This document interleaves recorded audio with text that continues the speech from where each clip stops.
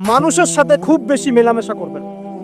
মানুষের সাথে খুব বেশি মেলামেশা করলে ইবনুল কাইয়িম রাহিমাহুল্লাহ বলেছেন অন্তর কঠিন হয়ে যায়। কারণ মানুষ আপনাকে গীবত করাবে, হ্যাঁ, মানুষ খারাপ কাজে নিয়ে যাবে, বেফাস কথাবার্তা বলবেন, হয়তো বেফাস কাজ করবেন, ফুজুল কি বাত করবেন, এগুলো করতে গিয়ে আপনি দেখবেন অন্তর কঠিন হয়ে গেছে। এত বেশি মানুষের সাথে মেলামেশার দরকার নাই, প্রয়োজন যতটুকু অতটুকু করবেন। ঠিক আছে, আল্লাহ পাক তৌফিক দান করুন, আমিন। কয়টা বললাম? 5, 6। আমার সবচেয়ে প্রিয় নসিহত, প্রত্যেক দিন মিনিমাম 1 ঘন্টা করে কোরআন তেলাওয়াত করবেন বুঝে। আমি বলিনি না বুঝে করলে কোনো নেকি হবে না, প্রত্যেক হরফে 10 নেকি হবেই হবে, কিন্তু আপনি করবেন বুঝে ইনশাআল্লাহ। যখন বুঝে আপনি প্রত্যেক দিন 1 পারা করে বা 1 ঘন্টা করে কোরআন তেলাওয়াত করবেন, আপনার কলিজা, আপনার কলব নরম হতে বাধ্য এবং আপনার অন্তরে আল্লাহ নূর নেমে আসবে ইনশাআল্লাহ। দেখবেন আপনার কলব থেকে সমস্ত এই যে পঙ্কিলতা, কলুষতা ইনশাআল্লাহ চলে যাবে ইনশাআল্লাহ তাআলা। দুটো জিনিস অন্তরকে পবিত্র করে ফেলে, এক হচ্ছে কোরআন তেলাওয়াত, আর এক হচ্ছে বেশি থেকে বেশি আল্লাহর জিকির এবং ইস্তেগফার। তো কোরআন তেলাওয়াত বাড়িয়ে দেন, আল্লাহ পাক সবাইকে কোরআন তেলাওয়াত করার তৌফিক দান করুন, আমিন। যারা শেখেন নাই আজকে ওয়াদা করেন যে কোরআন আপনারা বিশুদ্ধ করে পড়া শিখবেন, ওয়াদা করেন। আগামী রমজান আসার আগেই 1 খতম দেওয়া চাই, পারবেন? এবং কোরআনের চর্চা বাড়িয়ে দিবেন, প্রত্যেক দিন কিছু করেন না করেন কোরআন তেলাওয়াত করতে হবে, ঠিক আছে? আল্লাহ পাক তৌফিক ইনায়াত করুন, আমিন। আর বুঝে পড়ার চেষ্টা করবে। একটা সহজ তাফসীর বলে দেই, মারিফুল কোরআন বাসায় আছে না? মারিফুল কোরআন তাফসীর ইবনে কাসির বাসায় নাই, জালালাইন বাসায় নাই, বাসায় নাই, কিনেন। সারাদিন তো অনেক টাকা পয়সা খরচ করছেন, 3টা তাফসীর কিনেন, জালালাইন কিনেন, মারিফুল কোরআন কিনেন, ইবনে কাসির কিনেন, বাসায় গিয়ে পড়া শুরু করেন। পারবেন না? যে একটা বুঝবেন না, ওলামায়ে কেরামের কাছে যাবেন, গিয়ে বলবেন হুজুর এটা বুঝি নাই, বুঝাই দেন। নিজেই যে ব্যাখ্যা করতে যাবেন না, ব্যাখ্যা করলে দেখবেন এক যে পণ্ডিত বেড়েছে, কিছু পণ্ডিত কোরআন পড়ে বলে কোরআনই মানি হাদিস মানি না, এরকম পণ্ডিত দেখেন না? কোরআনই মানি হাদিস আর মানি না, কারণ আল্লাহ নাকি নাউজুবিল্লাহ কোরআনে নাকি আল্লাহ পাক হাদিস মানতে বলে নাই, ও নাকি পায় নাই। এই জন্য দেখলাম সুবহানাল্লাহ, নামাজ পড়তেছে, কোরআন থেকে নামাজ পড়তেছে, হাদিসের কোনো হেদায়েত নিবে না। মানে কিরকম যে হাত আবার ঠিকই বাঁধতেছে, হাত বাঁধতেছে, রুকু করতেছে, সেজদা করতেছে, এগুলো আবার কোথায় পাইলো আল্লাহ ভালো জানে। হাত এভাবে বাঁধতেছে, এভাবে হাতটা বাঁধা কোরআনে কোথায় আছে আমি পাইলাম না কোথাও, ঠিক আছে? হাদিস ছাড়া কি এগুলো আসবে? হাত বাঁধবা। সেজদায় গিয়ে সুবহান রাব্বিয়াল আ'লা বলছে না, বলছে আসলামতু লিরাব্বিল আলামিন, এটা কোরআন থেকে বলছে। অথচ নবী সাল্লাল্লাহু আলাইহি ওয়াসাল্লাম হাদিস থেকে বলছেন সুবহান রাব্বিয়াল আ'লা, সুবহুন কুদ্দুসুন রব্বুল মালাইকাতি ওয়ার রূহ, সুবহানাকা আল্লাহুম্মা রাব্বানা ওয়া বিহামদিকা আল্লাহুম্মা ইগফির। এগুলো নাই, ও বলছে আসলামতু লিরাব্বিল আলামিন, মানে কোরআন মানি হাদিস মানি না। এত বেশি পণ্ডিত হওয়ার দরকার নাই, এরা হচ্ছে ইচরা পাকা টাইপের পণ্ডিত। ওমর রাদিয়াল্লাহু আনহুর যুগে বেঁচে থাকলে এদেরকে পিটাই সোজা করে ফেলাইতো। ইসলামী শুরু করছে, কোরআন মানি হাদিস মানি না। আল্লাহ পাক কোরআনে বলছে ওয়ামা আতাকুমুর রাসূলু ফাখুযু, রাসূল যা দিয়েছেন তা গ্রহণ করো, ওয়ামা নাহাকুম আনহু ফান্তাহু, রাসূল যা নিষেধ করছেন দূরে থাকো। রাসূল যা দেন সেটা হাদিস না, রাসূল যা দেন সেটা সুন্নাহ না, সুন্নাহ তো সে মানেই না, আলটিমেটলি সে কোরআনই মানে না। তো আসল কথা হচ্ছে এইসব ফিতনা থেকে বেঁচে থাকবেন, কোরআন তেলাওয়াত বাড়িয়ে দেন। কয়টা বলছি? 5টা, 6টা। 7 নাম্বার, বেশি থেকে বেশি ইস্তেগফার সারাদিন পড়বেন, আস্তাগফিরুল্লাহ ওয়া আতুবু ইলাইহি, আস্তাগফিরুল্লাহ ওয়া আতুবু ইলাইহি, আস্তাগফিরুল্লাহাল্লাযী লা ইলাহা ইল্লা হুয়াল হাইয়ুল কাইয়্যুম ওয়া আতুবু ইলাইহি। প্রত্যেকদিন পড়তে হবে 100 বার করে। কতবার করে? 100 বার। 8 নাম্বার, বেশি বেশি আল্লাহর জিকির, চলতে ফিরতে জিকির, সুবহানাল্লাহ, আলহামদুলিল্লাহ, লা ইলাহা ইল্লাল্লাহ, আল্লাহু আকবার, লা হাওলা ওয়ালা কুওয়াতা ইল্লা বিল্লাহ। বলবেন হাসবুনাল্লাহু ওয়া নি'মাল ওয়াকিল, ঠিক আছে? সুবহানাকা আল্লাহুম্মা রাব্বানা ওয়া বিহামদিকা আল্লাহুম্মা ইগফিরলি, সুবহানাল্লাহি ওয়া বিহামদি আদাদা খালকি ওয়া রিদা নাফসি ওয়া জিনাতা আরশি ওয়া মিদাদা কালিমাতি। যত জিকির আছে সব করবেন, জিকির বাড়াবেন, যত জিকির বাড়াবেন অন্তর পরিশুদ্ধ হবে ইনশাআল্লাহু আযজা ওয়া জাল। কয়টা বলছে? 8। আর 2টা বলি, 9। অন্যের হক নষ্ট করবেন না। অন্যের হক নষ্ট করলেই মন কঠিন হয়ে যাবে। অন্যের হক নষ্ট করবেন না, বরং মানবতার কল্যাণে কাজ করেন। যে কাজগুলো মানব সেবামূলক সেগুলো করেন, রক্তদান কর্মসূচি করেন, গাছ লাগান, এতিমের মাথায় হাত বোলান, বিধবার খোঁজ খবর নেন, ঠিক আছে? মেয়েদের সেলাই মেশিন কিনে দেন, মানুষের উপকারে কাজ করেন, দেখবেন আপনার মনটা নরম হয়ে যাবে ইনশাআল্লাহ। যার মন নরম এবং যার মনের মধ্যে সততা আছে, আল্লাহ পাক ইনশাআল্লাহ সেখানে অবশ্যই হেদায়েত ঢালবে ইনশাআল্লাহ।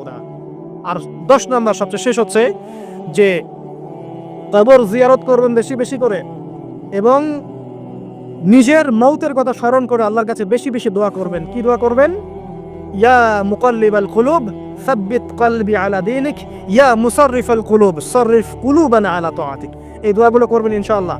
এবং কবর জিয়ারত করবেন সপ্তাহে সপ্তাহে, পারলে 2 দিন 3 দিন পর পর কবরস্থানে যাবেন, ইনশাআল্লাহ দেখবেন আপনার মন নরম হবে ইনশাআল্লাহ আযজা ওয়া জাল্লা। এখনকার এই সভ্যতা এসে কবরস্থানকে সমাজ থেকে দূরে সরিয়ে দিয়েছে, অথচ আগে মুসলিমদের কবরস্থান ছিল মসজিদের পাশে, 5 ওয়াক্ত নামাজ পড়তো, কবর জিয়ারত করে বাসায় যেত, 5 ওয়াক্ত নামাজ পড়তে আসতো, কবরকে দেখতো, পরকালে কথা স্মরণ হতো। এখন কবরস্থান ওই যে দূরে, সারা জীবনে একবার যায় কিনা সন্দেহ আছে। এই 10টা কাজ যদি আপনারা করতে পারেন ইনশাআল্লাহ তাআলা, আমাদের কলবটা ইনশাআল্লাহ নরম হবে, আত্মশুদ্ধি অর্জিত হবে। আর এগুলোর পাশাপাশি অবশ্যই আল্লাহওয়ালা আত্মশুদ্ধিওয়ালা মানুষের সোহবতে গিয়ে থাকবে। আল্লাহওয়ালা আত্মশুদ্ধিওয়ালা মানুষের সোহবতে গিয়ে থাকলে তাদেরকে দেখেই দেখবেন মনটা নরম হয়ে যাবে ইনশাআল্লাহ। ইলমি পরিবেশে থাকেন, দ্বীনি পরিবেশে থাকেন, আমর বিল মারুফ নাহি আনিল মুনকারের কাজ করেন, 3 দিন 7 দিন 40 দিন যতদিন পারেন আল্লাহর পথে সময় লাগান। আমি এটাকে আপনার আত্মশুদ্ধির জন্য বলছি, এটা একমাত্র পথ পদ্ধতি আত্মশুদ্ধির, এটা বলছি না। এখানে গেলে আপনি ইনশাআল্লাহ আপনার ইসলাহ এবং সংশোধনের জন্য কাজ করতে পারবেন। আল্লাহ রাব্বুল আলামিন বলেন কদ আফলাহা মান যাক্কাহা, সে ব্যক্তি সফল হয়ে গেছে যে ব্যক্তি তার আত্মাকে পরিশুদ্ধ করতে পেরেছে। ওয়াকাদ খাবা মান দাসাহা, যে ব্যক্তি আত্মাকে পরিশুদ্ধ করতে পারে নাই সে ব্যক্তি ধ্বংস হয়ে গেছে। কিভাবে পরিশুদ্ধ করবেন? 3টা হাদিস আপনাকে আগে শোনাই। 1, আল্লাহ রাব্বুল আলামিনের হাবিব মুহাম্মদ সাল্লাল্লাহু আলাইহি ওয়াসাল্লাম, দরুদ পড়েন, বলেন সাল্লাল্লাহু আলাইহি ওয়াসাল্লাম। তিনি বলছেন যে আল্লাহর এমন কিছু বান্দা আছে যারা জান্নাতে প্রবেশ করবে, যাদের অন্তরটা হবে পাখির মতো নরম। কার মতো? পাখির মতো। একটা হাদিস শুনলেন। 2 নম্বর হাদিস, আল্লাহর রাসূল সাল্লাল্লাহু আলাইহি ওয়াসাল্লাম বলছেন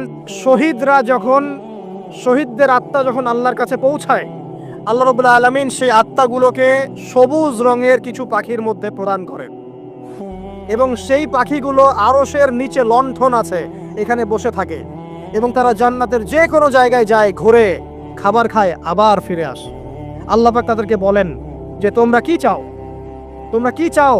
শহীদরা কিচ্ছু বলতে পারে না, কি চাইবো? আল্লাহ এত নিয়ামত দিয়েছেন, কি চাইবো? যখন আল্লাহ বারংবার প্রশ্ন করতে থাকেন তোমরা কি আর কিছু চাও, তোমরা কি আর কিছু চাও, তোমরা কি আর কিছু চাও, তখন শহীদরা শেষে বুঝে যে আমাদের কিছু না কিছু তো বলতে হবে এখন। তখন তারা বলে হে আল্লাহ, আমরা আরো একবার পৃথিবীতে যেতে চাই এবং তোমার পথে জীবন দিয়ে আবার ফিরে আসতে চাই। আল্লাহ পাক বলেন এই সুযোগ তো আর নেই, অতএব তোমাদের আর কিছু চাওয়ার নেই, তোমরা এখানেই থাকো। আরেকটা হাদিস শোনেন, রাসূলুল্লাহ সাল্লাল্লাহু আলাইহি ওয়াসাল্লাম বলেছেন, এই হাদিসটা ওমর রাদিয়াল্লাহু আনহু থেকে এসেছে, যে তোমরা যদি, হে মানব জাতি বা হে মুসলিমরা, তোমরা যদি আল্লাহর কুল করতে, ভরসা করার মতোই ভরসা করতে, আল্লাহ পাক তোমাদেরকে পাখিদেরকে যেমন করে রিজিক দেন তোমাদেরকে ঠিক সেইভাবে রিজিক দিতেন। তোমরা কি লক্ষ্য করো না যে পাখিরা খালি পেটে বের হয়ে যায় বাসা থেকে সকালবেলা, এবং সন্ধ্যাবেলা ভরা পেটে বাসায় ঢোকে? আপনাকে যে 3টা হাদিস শোনালাম, এই 3টা হাদিসে একটা শব্দ হচ্ছে কমন। শব্দটা কি বলেন? পাখি। পাখি কি? পাখি। আল্লাহ রাব্বুল আলামিন পাখিদের কাছ থেকে আমাদেরকে শিখতে বলছেন, এবং বলছেন যে পাখিদের মনটা হয় খুব নরম, খুব সফট, এবং তারা আল্লাহর প্রতি তাওয়াক্কুল করে পূর্ণ মাত্রায়। তারা সকালবেলা ভোরবেলা বের হয়ে যায় এবং সন্ধ্যাবেলা বাসায় ফেরে, খালি পেটে বের হয়, ভরা পেটে বাসায় ফেরে। এবং আল্লাহ পাক সবচেয়ে সম্মানিত মৌত যেটা শহীদের মৌত, সেই শহীদদের আত্মাকে আল্লাহ পাক পাখির রূপ দিবেন। তাহলে পাখিটার বিষয়ে একটা ফোকাস করা দরকার আছে না? আচ্ছা, এখানে আসেন। পাখির মন হচ্ছে নরম, মানে পাখির মনটা তাসকিয়া, আত্মশুদ্ধিতে পরিপূর্ণ। কদ আফলাহা মান যাক্কাহা, সে ব্যক্তি সফল হলো যার হৃদয়টা পবিত্র, নিষ্পাপ, নিষ্কলুষিত হলো, সে ব্যক্তি সফল হবে ইনশাআল্লাহ। একটা কাজ এখানে খেয়াল করেন, পাখিরা সকালবেলা ভোরবেলা বের হয় আর সন্ধ্যাবেলা বাসায় ফেরে। এখনকার মুসলিমদেরকে দেখবেন দুপুরবেলা ওঠে, রাত 3টায় ঘুমায়। কথা কি বুঝেন নাই? পাখির একদম ভোরবেলা উঠে যখন ফজরের আজান দিচ্ছে ঠিক তার আগ মুহূর্তে পাখির কিচিরমিচির শুনছেন, তার মানে নামাজের ওয়াক্ত প্রায় চলে যাচ্ছে, তার মানে তার আল্লাহ পাকের হুকুমের সাথেই জেগে ওঠে, সূর্য ডুবে তারা ডুবে যায়। ঠিক এরকম সুন্নত ছিল নবী সাল্লাল্লাহু আলাইহি ওয়াসাল্লামের এবং সাহাবায়ে কেরামের। আজকে 1400 বছর পর মুসলিম জাতি এই সুন্নাহ ভুলে গেছে। আর আমাদের সুন্নত দেখবেন, যদি কোনো রকম উঠেও ফেলি ফজরে, আবার 12টা বন্ধ ঘুম, আরো বেশি। আর এই যুব সমাজ যারা আছো তোমরা, কেউই 3টা-4টার আগে ঘুমায় বলে আমার মনে হয় না। অলওয়েজ অনলাইনে পড়ে আছে, টিকটক নিয়ে, ফেসবুক নিয়ে, গার্লফ্রেন্ডের সাথে চ্যাটিং, পাখির মতো হতে পারলে পরে মনটা তো নরম হবে, তারপরে না তাসকিয়া অর্জন হবে। পাখির রুটিনটা কি? ভোরবেলা বের হয় আর সন্ধ্যাবেলা বাসায় ঢোকে। অতএব আমরা যদি রাসূলুল্লাহ সাল্লাল্লাহু আলাইহি ওয়াসাল্লামের সুন্নাহ মতো ওই ভোরবেলা উঠতে পারি আর আর্লি নাইট ঘুমিয়ে যেতে পারি এবং সারাদিন যদি রাসূলের সুন্নাহগুলোর উপর আমল করতে পারি, তাসকিয়া অর্জন হবে ইনশাআল্লাহ। কথা বুঝতে পারছেন? 2, পাখির মতো নরম মন লাগবে। এখনকার আমরা যারা বেঁচে আছে আমাদের মনগুলো কঠিন। কেমন কঠিন? পাথরের মতো কঠিন। আমরা যখন দেখি একটা মাইয়াতকে নিয়ে যাওয়া হচ্ছে জানাজায়, আমাদের কোনো ফিলিংস কাজ করে না। জানাজায় যাচ্ছে, জানাজায় দাঁড়িয়ে মোবাইলটা টিপাটিপি করছে। জানাজার সাথে চলছে, কোনো ফিকির নাই যে এই জানাজা আমার হবে কালকে, ওই মোবাইল টেপাটিপ করছে। আমি এমনও দেখেছি, দাফন করা হলো মাইয়াতকে, দাফন করার পরে চারপাশে মানুষজন জড়ো হয়ে গল্প করছে, ভাই আপনার ওই জমিটার কি খবর, আপনার ওইটার কি খবর, বিজনেস কেমন চলছে, চাকরির কি অবস্থা। এই যে মাইয়াতকে পাশে দাফন করলো, কোনো ফিলিংস নাই, কোনো ফিলিংস নাই। আমি আত্মশুদ্ধির কথা বলছি। আত্মশুদ্ধির জন্য আপনার মনটাকে পাখির মতো সফট নরম করতে হবে। যখন আপনি সফট নরম করবেন এবং আত্মশুদ্ধি অর্জন করবেন, তখন 2 ডানা মেলে আপনি আকাশে উঠতে পারবেন ইনশাআল্লাহ। আত্মশুদ্ধি অর্জন না করতে পারলে ডানা কেটে পড়ে যাবে, তখন আর আকাশে উঠতে পারবেন না। কোন আকাশে? ওই যে শহীদের রূহ যে আকাশে চলে গেছে, ওই আকাশ। অতএব মন কেন কঠিন হলো প্রিয় ভাই? 1 নাম্বার কারণ, আমরা শিরকের ভাবে লিপ্ত আছি। 1 নাম্বার, শিরকের ভাবে লিপ্ত থাকা অবস্থায় মুসলিমদের মনটা কঠিন হয়ে গেছে। আপনি কি মনে করছেন আমরা শিরক করি না? মুসলিমরাও কবর পূজা করে, দেখবেন মুসলিমরাও দেখবেন অনেক ক্ষেত্রে মাজার পূজা করছে। আমি বলিনি যে অলিয়া উলিয়ার মাজার জিয়ারত করা যাবে না, আমি কথা বলছি না, কিন্তু আপনি মৃত মানুষের কাছে আপনার ভালো মন্দ চাইতে পারেন না। কথা বুঝতে পারেন না? আমরা অবশ্যই অলিয়া উলিয়াদের কবর জিয়ারত করব। এটা আপনাকে মৃত্যুর কথা স্মরণ করাবে, তাদের একটা রব আছে যেটাকে আমরা প্রভাব বলি, এটা আপনার মধ্যে আসবে। আমরা অবশ্যই জিয়ারত করব। জিয়ারত করতে বলেছেন নবী সাল্লাল্লাহু আলাইহি ওয়াসাল্লাম, কারণ এটা আপনাকে পরকালের কথা কি করবে? স্মরণ করাবে। ওমরা করতে যান, আল্লাহ পাক সবাইকে তৌফিক দান করুন ওমরা হজ করার এবং বড় হজ করার, আমি দোয়া করি। ওখানে সবচেয়ে সেরা যে দৃশ্যগুলো দেখা যায় তার মধ্যে একটা রাসূলুল্লাহ সাল্লাল্লাহু আলাইহি ওয়াসাল্লামের রওজা। ওখানে গেলে চোখের পানি ঝরে না এমন কোনো মুসলিম নাই, আছে? নাই। আরেকটা সবচেয়ে মন নরম করা একটা দৃশ্য হচ্ছে জান্নাতুল বাকি, যেটা আমরা বাকিউল গারকাত বলি, যেখানে আপনি দেখবেন সাহাবায়ে কেরাম রাদিয়াল্লাহু আনহুমের কবর, যতদূর চোখ যায় তাদের কবর। কবরের কোনো মাজার নাই, সেখানে কোনো তাওয়াফ হচ্ছে না কবরকে কেন্দ্র করে, সেখানে কবরে কেউ ফুল চড়াচ্ছে না, একটা ছোট্ট পাথর দেখা যায়, এখানে আর কিছু না। পৃথিবীর সবচেয়ে শ্রেষ্ঠ মানুষগুলো সেখানে শুয়ে আছেন। ওখানে গিয়ে দাঁড়াবেন, দেখবেন নিজেকে তুচ্ছ বলে মনে হবে, আমি এই পৃথিবীতে আর কি করছি। সেরা মানুষগুলি মাটির নিচে, আমি এখানে কি করছি। তো দেখুন প্রিয় ভাইরা, অবশ্যই অলিয়া উলিয়াদের কবর জিয়ারত করবে, কিন্তু মৃত ব্যক্তি আপনার কল্যাণ করতে পারবে? অকল্যাণ করতে পারবে? হ্যাঁ, তারা আল্লাহর কাছে সুপারিশ করতে পারবে আল্লাহ পাক যখন তাদেরকে অনুমতি দিবেন। তারপরে আল্লাহ পাক যখন অনুমতি দিবেন, তখন নবী সাল্লাল্লাহু আলাইহি ওয়াসাল্লাম সুপারিশ করবেন, অলিয়া উলিয়াগণ করবেন, আলেম ওলামা করবেন, শহীদগণ করবেন, হাফেজে কোরআন করবে, অনেকেই করবেন ইনশাআল্লাহ।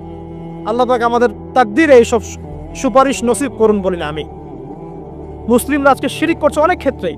দেখবেন হাতে একটা এই যে বালা পরে আছে, খুলে না। কেন খুলেন না ভাই? বলে যে এটা খুললে যদি রোগ হয়। রোগ দেওয়ার মালিক কে? ওই বালা না আল্লাহ?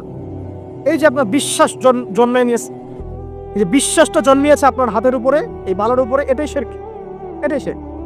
যদি আপনি বিশ্বাস করেন যেটা হাতে থাকলে আপনি সুস্থ থাকবেন, হাত থেকে খুলে পড়ে গেলে আপনি আর বাঁচবেন না, এই যে কল্যাণ অকল্যাণের মালিক আপনি কাকে করলেন? ওই বালাকে করেছেন, আল্লাহকে করেন নাই। এখানে শিরক হয়ে গেছে, খুবই সূক্ষ্ম শিরক।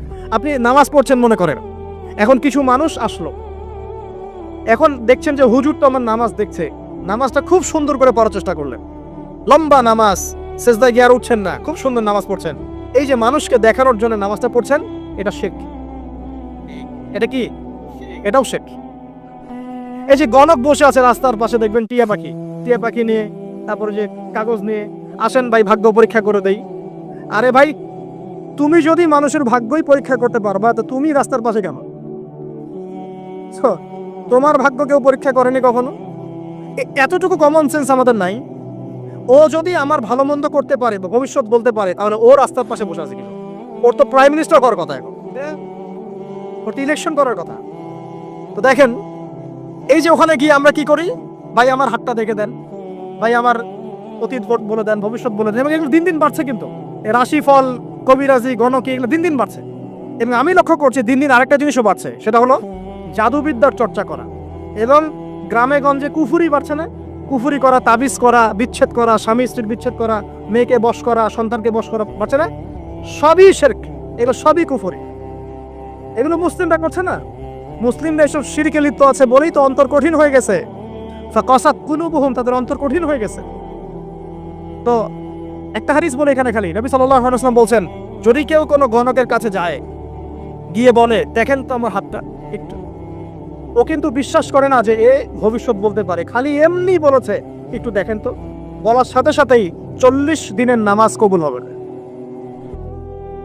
আর যদি তার বলা কথায় বিশ্বাস করে যে হ্যাঁ তোমার ভবিষ্যৎ খুব ভালো, তুমি চাকরি পাবা, এটা করবা সেটা করবা, এবং সে বিশ্বাস করলো হ্যাঁ এটাই হবে, তখন নবী সাল্লাল্লাহু আলাইহি ওয়াসাল্লাম বলছেন সে যেন আল্লাহর পক্ষ থেকে যা নাজিল হয়েছে, মানে এই যে কোরআনুল কারীম, এই কোরআনকে যেন সে অস্বীকার করলো, মানে কুফরি করলো। এগুলো আমরা করছি না ভাই? অনেক কিছু করছি আমরা। স্তম্ভের পূজা করছি, অনেক মুসলিম আগুনের পূজা করছে। আগুন জ্বালিয়েছেন, মাথা নত করছেন কেন? আগুনের সামনে আপনি মাথা নত করবেন কেন? আপনি একটা স্তম্ভের সামনে, গাছের কাছে, গাছের সামনে দাঁড়িয়ে মাথা নত করে ধ্যান করবেন কেন? আপনি মেডিটেশন করছেন কি জন্য? আপনাকে নামাজ দেওয়া হয় নাই? 5 ওয়াক্ত নামাজ দেওয়া হয় নাই? নামাজের চেয়ে বড় মেডিটেশন কিছু আছে নাকি? আপনি ধ্যান করছেন কি জন্য? অনেক মুসলিম তো জিনেরও উপাসনা করছে, জানেন? অনেক মুসলিম জিনকে তাবে করার চেষ্টা করছে। আর জিন বলে একটা জাতি আছে, এটা সত্য। এরকম প্রতিটা ক্ষেত্রে শিরক আছে। শিরক কথায় আছে, কাজে আছে, বিশ্বাসে আছে। দেখবেন মুসলিমরাই আল্লাহ ছাড়া অন্য কারো কাছে দোয়া করছে, মুসলিমরা নজর মানত করছে অন্য জায়গায়, আল্লাহর জন্য নজর মানত করছে না, অন্য কাউকে সন্তুষ্ট করার জন্য করছে। সন্তান হয় না, সন্তান হয় না, এখন কি হবে? সন্তান হয় না তো অমুকের কাছে যাও, সেখানে গিয়ে বকরি জবাই দাও, সন্তান হবে। সুবহানাল্লাহ। তো এই পদ্ধতি ইব্রাহিম আলাইহিস সালামের জানা ছিল না যে শেষ বয়সে তিনি বলছেন রব্বি হাবলি মিনাস সালিহিন? আপনি দোয়া করতে পারেন না? সন্তান হবে না কেন? আল্লাহ পাক তাকদিরে লিখে রাখলেন, অবশ্যই হবে। আর আল্লাহ পাক তাকদিরে না লিখলে কিভাবে হবে? তাকদিরে যে ব্যক্তি বিশ্বাস করে না সে ব্যক্তি হতাশ হয়। যা কিছু হচ্ছে আমাদের জীবনে সবই তাকদির, এর বাইরে একটা মানুষও যেতে পারবে না। প্রিয় ভাইরা, কথায়, কাজে এবং চিন্তায় আমরা অনেক শিরিক করছি। শিরিকের কারণে আমাদের অন্তর কঠিন হয়ে গেছে। আরো কেন কঠিন হচ্ছে? বেদাত। আমল করছেন নবীর সুন্নত মানার জায়গায় অন্য কিছু আপনি করছেন। এমন এমন কিছু আমল করছেন যেগুলোর সাথে রাসূলের সুন্নতের কোনো সম্পর্ক নাই এবং সাহাবীদের সুন্নতেরও কোনো সম্পর্ক নেই। এই ক্ষেত্রে গিয়ে আপনি বেদাত করছেন, বেদাত করে অন্তর কঠিন হয়ে যাচ্ছে। অন্তর কঠিন হওয়ার একটা বড় কারণ হচ্ছে হারাম রিজিক। যখন আপনি হারাম রিজিকে যাচ্ছেন, সুদ, ঘুষ, আপনার দুর্নীতি, আপনার এই যে অন্যের সম্পদ আত্মসাৎ হয়ে যাচ্ছে। আমি কি বুঝাতে পারছি না? হারাম রিজিক যখন আপনার শরীরে ঢুকছে, অন্তরটা শক্ত হয়ে যাচ্ছে। একটা হাদিস যথেষ্ট। আল্লাহ রাসূল বলেছেন ইন্নাল্লাহা তাইয়্যিব লা ইকবালু ইল্লা তাইয়্যিব। আল্লাহ পাক পবিত্র সত্তা, তিনি পবিত্র ছাড়া কবুল করেন না। আপনি 10টা হজ করে আসেন, চুরির টাকা দিয়ে, ডাকাতির টাকা দিয়ে, আত্মসাতের টাকা দিয়ে, দুর্নীতির টাকা দিয়ে, যদি কবুল হয় তাহলে কোরআন সুন্নাহ মিথ্যা হয়ে যাবে। নাউযুবিল্লাহ। কথা কি বুঝতে পারছেন না? আল্লাহ রাব্বুল আলামিন বলছেন আল্লাহ পাক পবিত্র ছাড়া কবুল করেন না। হারাম রিজিক দিয়ে ইবাদত কবুল হয় না। আমরা ওই যে রংপুর অঞ্চলে একবার ওই যে হারাগাছ একটা অঞ্চল আছে না, সেখানে গিয়েছিলাম। সেখানে মাশাআল্লাহ আবার বিড়ির অনেক ফ্যাক্টরি আছে। কিসের? বিড়ি তো হালাল নাকি? তামাক তো হালাল নাকি? তো সেখানে বিড়ি ফ্যাক্টরির অনেক মালিক আছে এবং তারা মসজিদ কমিটির অনেক দায়িত্বপ্রাপ্ত আর কি। মুসলিমদের গায়রত্ব এখন নাই, মুসলিমরা এদেরকে আবার মসজিদ কমিটির সদস্যও বানিয়েছে। তো এখন মসজিদ কমিটিতে এসে তার প্রভাবে ইমাম সাহেব টিকতে পারে না। দুইজন বলে নামাজের পর হাত তুলে দোয়া করতে হবে, দুইজন বলে করা যাবে না। ঠিক আছে? এই নিয়ে ক্যাচাল। এই ক্যাচাল হতে হতে দেখা গেল এক পর্যায়ে মারামারি পর্যন্ত হয়েছে। মসজিদ ভাগতো হয়েছে, মারামারিও হয়েছে। তো সেখানে আমাকে দাওয়াত করেছিল যে ওয়াজ করার জন্য, দোয়া করার কথা বলছে। তাই বললাম দোয়া করে লাভ কি? দোয়া করলেই বাকি, না করলেই বাকি, রিজিকটাই তো হারাম। আপনি তো তামাকের টাকা খাচ্ছেন, তামাক। আপনি মাদকের টাকা খাচ্ছেন, এটা হালাল না হারাম? তো হারাম টাকা দিয়ে হাত তুলে দোয়া করলেই কি, না করলেই কি? দোয়া তো উঠছে না উপরে। আগে হারাম রিজিক ছাড়েন, তারপর দোয়া করুন। তো রিজিক হারাম হওয়ার কারণে আমাদের কি হচ্ছে? অন্তরটা কি হচ্ছে ভাই? কঠিন হচ্ছে। ওই পাখির মতো আর মুক্ত আকাশ উঠতে পারবে না। তারপরে সামনে যান, আরো কেন কঠিন হয়? বস্তুবাদিতা, দুনিয়া। সারাদিন দুনিয়ার ফিকির, দুনিয়ার চিন্তা, খাবো কি, করবো কি, ব্যাংক ব্যালেন্স, টাকা পয়সা, স্ট্যাটাস, সারাটা দিন দুনিয়ার দুনিয়া। ঘুম থেকে ওঠা থেকে নিয়ে শুরু করে ঘুমানো পর্যন্ত খালি দুনিয়া। যারা দুনিয়ার নেশায় মত্ত হয়ে আছে, এদের অন্তরটা কঠিন হয়ে যায়, এই অন্তরটা পাখির মতো হতে পারবে না। ঠিক আছে কথা? যারা দুনিয়ার নেশায় মত্ত হয়ে আছেন, এই অন্তরটা কঠিন হয়ে যাবে, পাখির মতো হতে পারবে না। তারপর কি? আরো সামনে যান। তিনি জ্ঞান চর্চা না করা অন্তর কঠিন হওয়ার কারণ। আর কি কারণ? পাপ করা, পাপ। যত বেশি আপনি পাপ করবেন, যত বেশি পর্ন দেখবেন, যত বেশি মাদক খাবেন, যত বেশি জুয়া খেলবেন, যত বেশি অহেতুক সময় নষ্ট করবেন, যত বেশি আপনি অন্যের ক্ষতি করবেন, ঠিক আছে, নিরপরাধ মানুষের উপর নির্যাতন করবেন, যত বেশি আপনি পাপ করবেন, পাপ, এই পাপ করতে করতে করতে মানুষের অন্তর কঠিন হয়ে যায়। ইবনুল কাইয়্যিম রাহিমাহুল্লাহ বলেছেন যে পাপ করতে থাকলে মানুষের অন্তর কঠিন হয়ে যেতে থাকে, এবং ইস্তেগফার আর জিকির করলে গিয়ে মানুষের অন্তর আবার নরম হতে থাকে। পাপের উপর পাপ করতে থাকলে মানুষের অন্তর কঠিন হতে থাকে।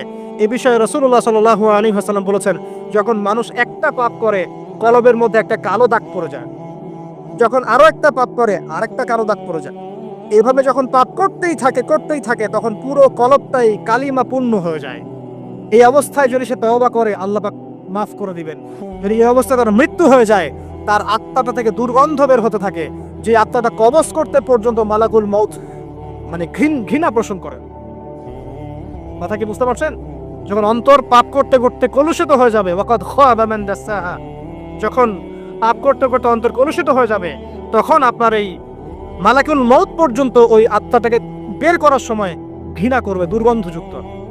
আল্লাহ পাক আমাদেরকে পাপ থেকে বাঁচিয়ে রাখুন। আমি এরকম কিছু কাজ আছে, বস্তুবাদিতা, শিরক, বেদাত, হারাম রিজিক, সারাদিন দুনিয়ার ফিকির নিয়ে থাকা, ঠিক আছে, অন্যের ক্ষতি করা, পাপ কন্টিনিউয়াসলি করতে থাকা, এবং দিন ছেড়ে দেওয়া, দিনের এলেন ছেড়ে দেওয়া, আল্লাহ পাকের আনুগত্য ছেড়ে দেওয়া, এই কাজগুলো করতে থাকলে মানুষের অন্তর কি হয়? কঠিন হয়ে যায়। এখন সলিউশন কি বলেন? 5 মিনিটে আমি সলিউশন বলছি, কেমন করে আপনি এটাকে নরম করবেন আর পরিশুদ্ধতা অর্জন করবেন এবং ওই পাখির মতো মুক্ত আকাশে উড়বেন। কিভাবে বলবো? 1 নাম্বার, অবশ্যই শিরক ত্যাগ করতে হবে। কি করতে হবে? শিরক ত্যাগ করতে হবে, আল্লাহ পাকের তাওহীদের উপর থাকতে হবে। আল্লাহ পাক তৌফিক দান করুন। লং কিছু বলার সময় নেই আমার হাতে, একটা বই বলছি, কিতাবুত তাওহীদ। কি নাম? কিতাবুত তাওহীদ। এই বইটা অনেক ভার্সন বাজারে বের হয়েছে, কিনে দেখবেন শিরক কত প্রকার, কি তাওহীদ কাকে বলে, কত প্রকার, কি। যেটা বুঝবেন না, মাদ্রাসা চলে যাবেন, আলেম ওলামার কাছে গিয়ে জিজ্ঞাসা করুন, হুজুর এটা বুঝি নাই। ঠিক আছে? 1 নাম্বার, শিরক ত্যাগ করতে হবে। 2 নাম্বার, আপনাকে তাওহীদে থাকতে হবে। দেখ, অন্তর নরম করার কথা বলছি। 2 নাম্বার, সুন্নতের উপর আমল করতে হবে। ওই যে পাখির কথা বললাম, যে সকালবেলা বের হয় আর সন্ধ্যাবেলা কি করে? বাসায় ফেরে। খালি পেটে বের হয়, ভরা পেটে বাসায় ফেরে। তার মানে আমাদেরকেও সকাল সন্ধ্যাটা কাটাতে হবে নবী সাল্লাল্লাহু আলাইহি ওয়াসাল্লামের সুন্নত অনুযায়ী। যখন তিনি ঘুমাতেন তখন ঘুমাবেন, যখন উঠতেন তখন উঠবে, বাকি কাজ যেমন করে করতেন তেমন করে করবে, তখন অন্তর ইনশাআল্লাহ নরম হয়ে যাবে। ঠিক আছে ভাই? 2। 3 নাম্বার, 5 ওয়াক্ত নামাজ জামাতে। নামাজ আপনাকে যে কোনো পাপ থেকে বাঁচাবে ইনশাআল্লাহ। ভাই জেনা করছেন, নামাজ পড়েন। পর্নোগ্রাফি দেখেছেন, তাও তওবা করে নামাজ পড়েন। আপনি হারাম অ্যাফেয়ার্সে আছেন, হতাশ হয়েন না, নামাজ পড়েন। গুনাহ ছাড়তে পারছেন না, নামাজ পড়েন। সুদ খাচ্ছেন, নামাজ পড়েন। আপনি পতিতালয়ে গিয়েছেন, নামাজ পড়েন। বেপরদা চলছেন, তাও নামাজ পড়েন। আপনি অন্যের হক নষ্ট করেছেন, তাও নামাজ পড়েন। যে পাপই করেছেন, নামাজটা পড়েন। নামাজ আপনাকে সমস্ত পাপ থেকে বাঁচিয়ে রাখবেন ইনশাআল্লাহ। ইনশাআল্লাহ আস্তে আস্তে ইনশাআল্লাহ দেখবেন সব পাপ থেকে আপনি দূরে চলে আসছেন ইনশাআল্লাহ তাআলা। 3 নম্বর নামাজ।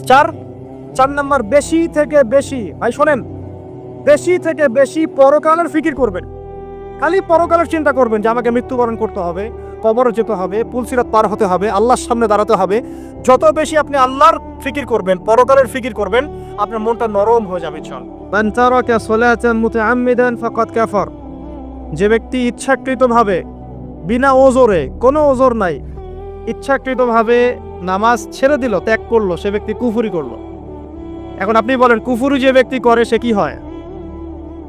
যদি আমরা ধরেও নেই সে মন থেকে নামাজ অস্বীকার করে না, অলসতা বশত পড়ে নাই, তারপরেও তো কাজটা ফাঁসে, কি তাই নাকি? আচ্ছা, তো আজকের প্রথম নসিহত হচ্ছে 5 ওয়াক্ত নামাজ মৃত্যুর আগ পর্যন্ত কেউ ছাড়বেন না। আমার সাথে ওয়াদা করেন যে ইনশাআল্লাহ আগামী যতদিন বেঁচে থাকবো 5 ওয়াক্ত নামাজ জামাতে পড়ার চেষ্টা করব। যদি জামাত না পাই, একা পড়ার চেষ্টা করব।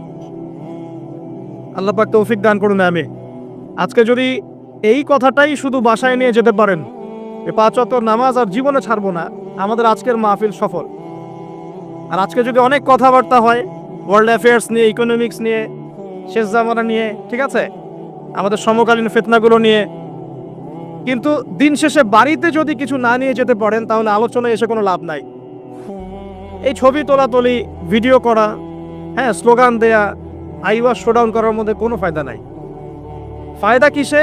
কদ আফলাহা মান যাক্কাহা। আল্লাহ পাক সূরা শামসের মধ্যে বলছেন কদ আফলাহা, সে ব্যক্তি সফল হয়ে গেল। সে ব্যক্তি সফল হয়ে গেল মানে সে জান্নাতে চলে যাবে ইনশাআল্লাহ। কে? মান যাক্কাহা, যে ব্যক্তি তার নফসটাকে, তার এই যে কলব, এটাকে পরিশুদ্ধ করতে পেরেছে, সে ব্যক্তি সফল হয়ে গেল। ওয়াকাদ খাবা মান দাসাহা, আর যে ব্যক্তি তার নফসটাকে পরিশুদ্ধ করতে পারলো না, সে ব্যক্তি ধ্বংস হয়ে গেল। নফস কিভাবে পরিশুদ্ধ হবে, এটা আমাদের আজকের আলোচনার টপিক। তার আগে আমরা বলি 5 ওয়াক্ত নামাজ ছাড়া নফস কখনো পরিশুদ্ধ হবে না। আজকে আমরা অনেক যদি আলোচনা করি, বাসায় কিছু নিয়ে যেতে না পারি, তাহলে আলোচনার কোনো লাভ নাই, কোনো ফায়দা নাই। মানুষকে দেখানো, তাকবীর দেয়া, এই যে আমাকে প্রোটোকল দিয়ে নিয়ে আসলেন, ঠিক আছে, ভালোবাসা ভালোবাসার জায়গায়, কিন্তু দিন শেষে যদি আমরা আল্লাহর সামনে আত্মসমর্পণ করতে ব্যর্থ হই, তাহলে এই মাহফিলগুলোর বরকত নষ্ট হয়ে যাবে। আমরা কি চাই যে মাহফিলের বরকত নষ্ট হয়ে যাক? আসরের জামাত আমরা আদায় করেছি, এই জামাত আমাদেরকে শৃঙ্খলা শিখিয়েছে, শেখায় নাই? একজন ইমাম লিড দিলেন নামাজে, আপনারা তাকে ফলো করলেন, তাই নাকি? এটাই তো হচ্ছে মুসলিম উম্মার বৈশিষ্ট্য। মুসলিম উম্মা হবে শৃঙ্খলাবদ্ধ জাতি, যাদের প্রতিটা কাজ হবে সুশৃঙ্খল। আর আমাদের কাজগুলো কি এখন সুশৃঙ্খল? আমরা কিন্তু উশৃঙ্খল জীবন যাপন করি। দেখবেন ওই যে একটা হাদিস আছে শেষ জামানায়, যে নারী পুরুষের পোশাক পরবে, পুরুষ নারীর পোশাক পরবে।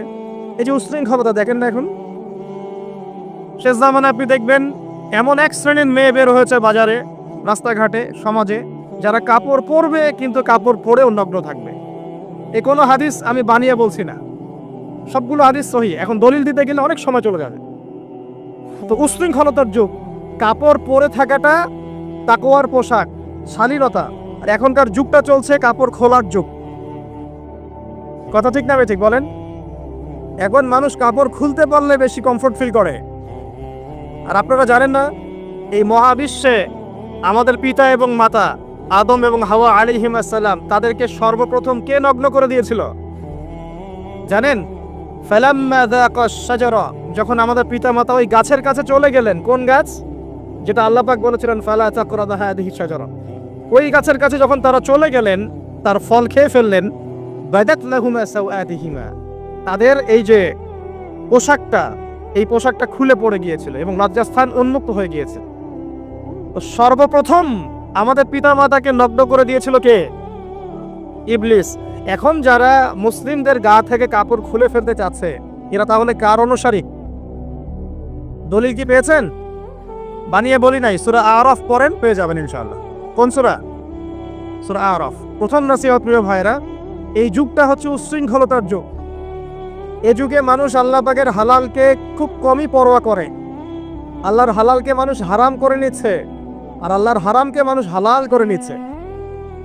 আল্লাহ পাকের বিশাল একটা হারাম হচ্ছে সুদ বা রিবা, আর এখন আমাদের উপর রিবা হয়ে গেছে ওয়াজিব। নাউজুবিল্লাহ। একটা দেশ নাই যেটা সুদমুক্ত, একটা জেলা পাবেন না সুদমুক্ত, একটা গ্রাম, থানা, ইউনিয়ন পাবেন না সুদমুক্ত। নবীজি এই যুগের কথাই হয়তোবা বলেছেন, যে যুগে মানুষ সুদ থেকে বেঁচে থাকতে চাইলেও সুদের ছিটা ফোঁটা গিয়ে তার গায়ে লাগবে। মনে করেন আপনি একটা কনস্ট্রাকশন করেছেন, একটা সুদী প্রতিষ্ঠান থেকে লোন নিয়েছে, এখন আপনি ওই কনস্ট্রাকশনটা ভাড়া দিয়েছেন। সেখানে মনে করেন আমি ভাড়া নিয়েছি, আমি আপনাকে মাসে মাসে ভাড়া প্রদান করছি, আপনি সেই ভাড়ার টাকাগুলো কালেক্ট করছেন, করে সেই প্রতিষ্ঠানের লোন শোধ করছেন। প্রত্যক্ষভাবে না হলেও আমি কিন্তু পরোক্ষভাবে সুদে হেল্প করছি। আমি বোঝাতে পারছি না মনে হয়।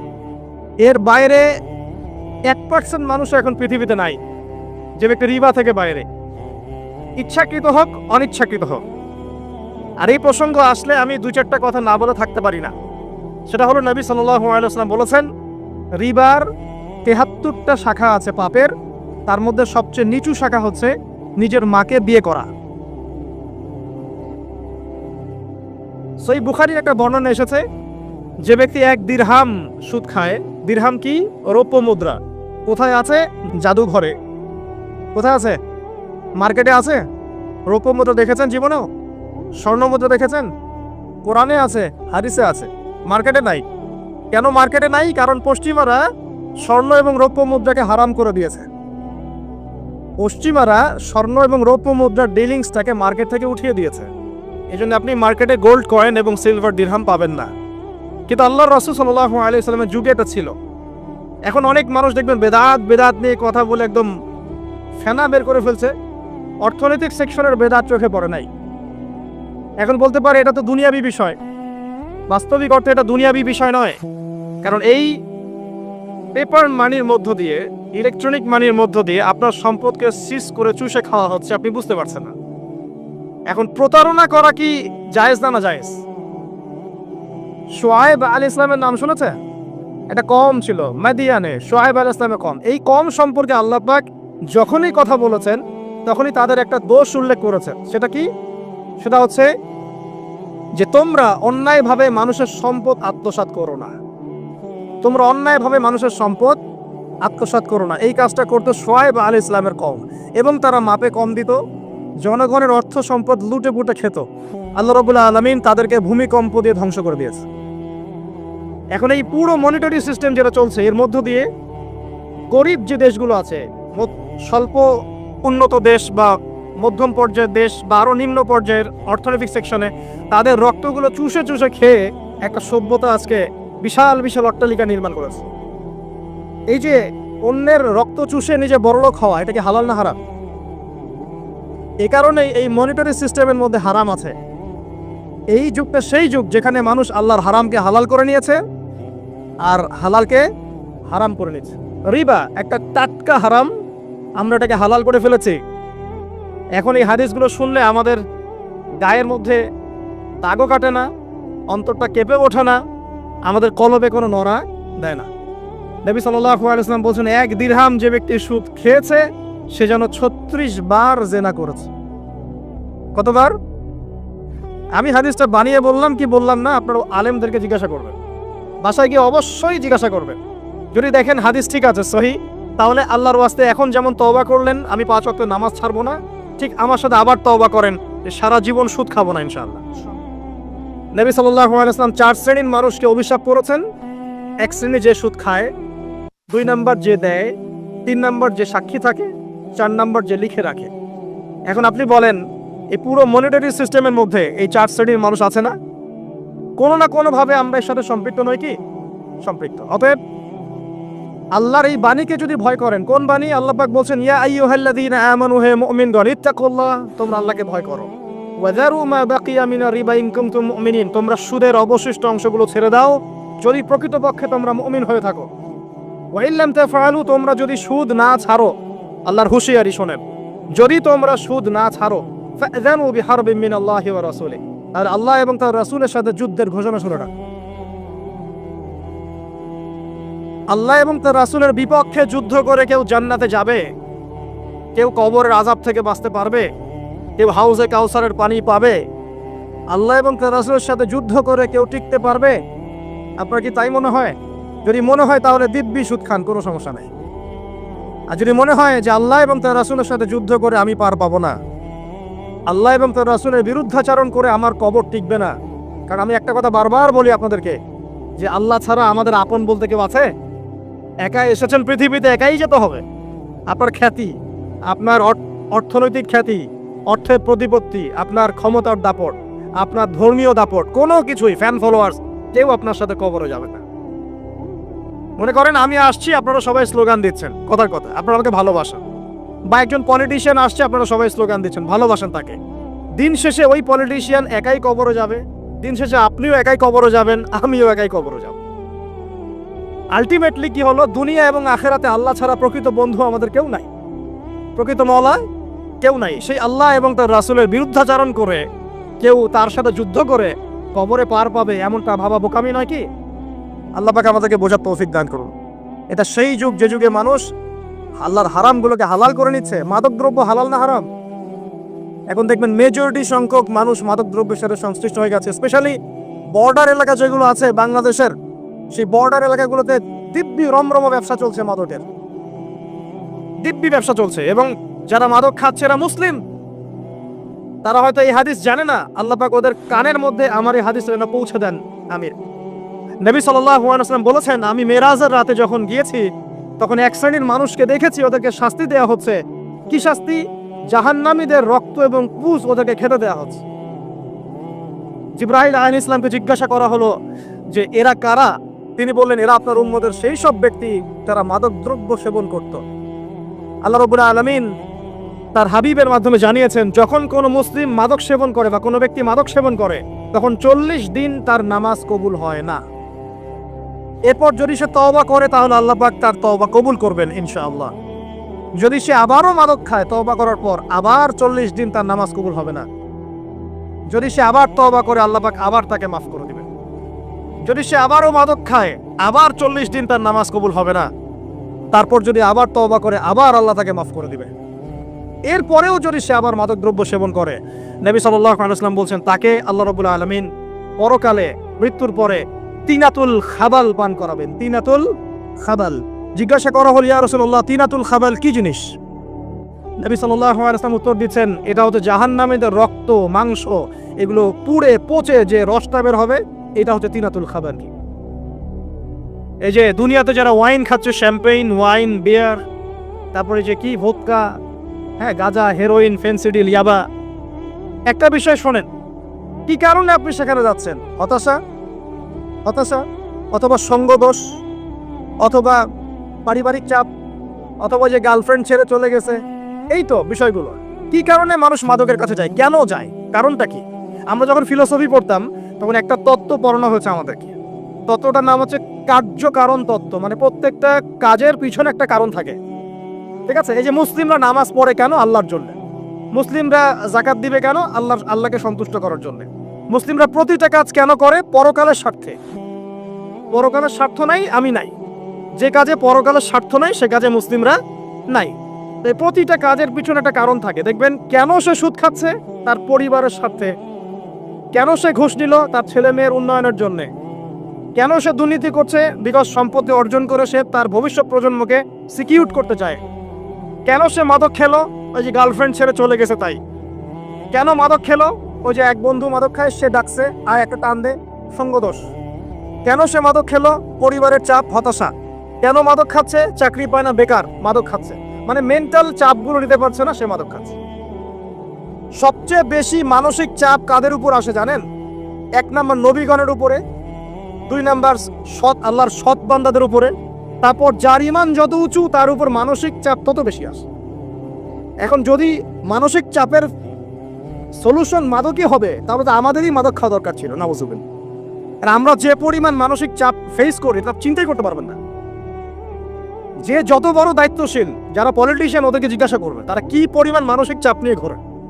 আপনার কাছে মনে হচ্ছে যে একটা ক্ষমতা পেয়েছেন, খুব মানে উনি অনেক বড় ক্ষমতাধর, উনি অনেক ভালো আছেন, উনি মোটেই ভালো নাই। ওনাকে জিজ্ঞাসা করেন, উনি মোটেই ভালো নাই। এই মানুষের যে পেরেশানি, চাপ, এগুলো নিতে নিতে তার স্ট্রোক হয়ে যাচ্ছে, হার্ট স্ট্রোক হচ্ছে, ডায়াবেটিস হচ্ছে, হাই ব্লাড প্রেশার, ইসিজি করো, দেখবেন। এ কারণে মানসিক চাপটা রিলিজ করতে হবে, তাই তো? এই মানসিক চাপ রিলিজ করতে গেলে মাদকই সলিউশন নয়। সলিউশনটা কি? এই যে আমার হাতে এখানে আছে একটা কোরআন। মানসিক চাপ থেকে আপনাকে মুক্তি দিবে আল কোরআনুল কারীম, আর কিচ্ছু না। আরেকটা বিষয় কোরআনের সাথে, সেটা হলো প্রথমে বলেছি 5 ওয়াক্ত নামাজ। আপনি ওযু করে সুন্দর করে 5 ওয়াক্ত নামাজ জামাতে পড়বেন, ডেইলি 1 ঘন্টা করে কোরআন তেলাওয়াত করবেন, সময় পেলে একটু হাদিস পড়বেন, 2-4 টাকা দান সদকা করবেন, ভালো কাজের সাথে থাকবেন, অন্যায় কাজে যাবেন না, ইসলামকে এগিয়ে নেওয়ার জন্য আমর বিল মারুফ নাহি আনিল মুনকারের কাজ করবেন। আপনার তো সুখী কোনো মানুষ পৃথিবীতে নাই। ওই সুখ যদি ওই যে বুশরা জানতে পারতো না, তাহলে আপনার কলিজার মধ্যে পারমাণবিক বোম মেরে দিত। কথা বুঝতে পারেন নাই? পশ্চিমারা যদি জানতে পারতো যে মুসলিমরা কত শান্তিতে থাকে এসব কাজ করার পরে, তাহলে আমাদের অন্তরের মধ্যে পারমাণবিক বোম মেরে ধ্বংস করে ফেলতো। ওরা তো আমাদের সুখ দেখতে পারে না, পারে? প্রকৃতপক্ষে এরা বিশ্বের কোনো ধার্মিক মানুষের সুখই দেখতে পারে না। এরা শুধু মুসলিমদের শত্রু নয়, বরং ধর্মের শত্রু। যারাই ধর্মকে বুকে আগলে রেখে পালন করতে চায়, হোক সে সনাতন ধর্ম বা আমাদের হিন্দু ভাইরা বা খ্রিস্টানিজম বা বুদ্ধিজম, হ্যাঁ, বা মুসলিম আমরা যারা আছি, যারা ধর্মতাত্ত্বিক চিন্তা করে এবং প্রত্যেকেই যদি যার যার ধর্ম ঠিকঠাক মতো পালন করে, সমাজে কিন্তু ফিতনা থাকার কথা নয়। কারণ প্রত্যেকটা ধর্মের মধ্যেই ভালো কাজের কথাই কিন্তু বলা হচ্ছে। তো যারা ধার্মিক এদের বিরুদ্ধে তারা লেগে পড়ে এবং তারা চায় সারা বিশ্বের মধ্যে ফাসাদ সৃষ্টি করতে। কাদের খাসলত সারা বিশ্বে ফাসাদ সৃষ্টি করা বলতে পারবেন? আপনাকে আমি দেখাচ্ছি, সূরা কাহফ খুলে দেখেন। জুলকারনাইন একজন বাদশা, তিনি মাশরিক মাগরিব সব জয় করেছেন, মানে পূর্ব পশ্চিম পুরোটাই তার রাজত্ব। এত দাপট ছিল সেই বাদশার যে যেদিক দিয়ে যাবে সেনাবাহিনী নিয়ে সেদিকটাই জয় করে ফেলবে। সুবহানাল্লাহ। এবং তিনি উদ্ধত অহংকারী ছিলেন না, তিনি আল্লাহর অনুগত বান্দা ছিলেন। একটা কওমের মধ্যে গেলেন, সেই কওমটা ছিল পাহাড়ের মাঝখানে, দুই পাহাড়ের মাঝখানে। এখন ওই কওম তাকে বলছে, ইয়া যুলকারনাইন, হে যুলকারনাইন, ইন্না ইয়াজুজ ওয়া মাজুজ মুফসিদুনা ফিল আরদ। ভালো করে বোঝেন, হে যুলকারনাইন, নিশ্চয়ই ইয়াজুজ আর মাজুজ এই দুই শ্রেণীর মাখলুক, তারা পৃথিবীতে ফাসাদ সৃষ্টি করে বেড়াচ্ছে। কি করছে? সারা পৃথিবীতে ফাসাদ সৃষ্টি করে বেড়াচ্ছে। ফাহাল নাজআলু লাকা খরজান আলা আন তাজআলা বাইনানা ওয়া বাইনাহুম সাদ্দা। হে যুলকারনাইন, আমরা কি আপনাকে ট্যাক্স দিব, কর দিব, যে আপনি ওদের আর আমাদের মাঝখানে একটা প্রাচীর নির্মাণ করে দিবেন, যে ওরা আমাদের কাছে আর আসতে পারবে না? কারা এটা? ইয়াজুজ আর মাজুজ। এই ইয়াজুজ আর মাজুজকে যুলকারনাইন আলাইহিস সালাম তিনি প্রাচীর নির্মাণ করে দিলেন লোহা এবং এই যে তামা দিয়ে। এরপর তারা আর ওই কওমের ক্ষতি করতে পারলো না। কিয়ামতের আগে আগে তারা বের হয়ে আসবে এবং সারা বিশ্বে ফাসাদ সৃষ্টি করবে। এখনো তারা বের হয়ে আসছে, আমি সেটা বলছি না, কিন্তু এখন পুরো বৈশ্বিক প্রেক্ষাপটে যারা বিশ্বে ফাসাদ সৃষ্টি করে বেড়াচ্ছে, এদের মধ্যে এই ইয়াজুজ মাজুজের খাসলত আছে, চরিত্র আছে। দেখবেন ওই দিকে ইউক্রেনকে ব্যস্ত রেখেছে রাশিয়ার এগেনস্টে এবং নিউক্লিয়ার যুদ্ধ বাঁধানোর পায়তারা করছে। এটা অলমোস্ট আমাদের ঘরের কোনায় চলে এসেছে। নকিং অ্যাট দ্য ডোর বলে একটা কথা আছে ইংরেজিতে, একদম ঘরের কোনায়। যে কোনো মুহূর্তে দেখবেন ওয়ার্ল্ডে একটা ম্যাসাকার সৃষ্টি হয়ে গেছে। ওইদিকে তাইওয়ানকে ব্যস্ত রেখেছে চায়নার এগেনস্টে, ওইদিকে এদিকে দেখবেন যে ইরাকে ব্যস্ত রেখেছে এই কন্টিনেন্টকে আইএসআইএস দিয়ে। ঠিক আছে, বাংলাদেশকেও ব্যস্ত রাখার চেষ্টা করছে মায়ানমারকে দিয়ে, দেখছেন না?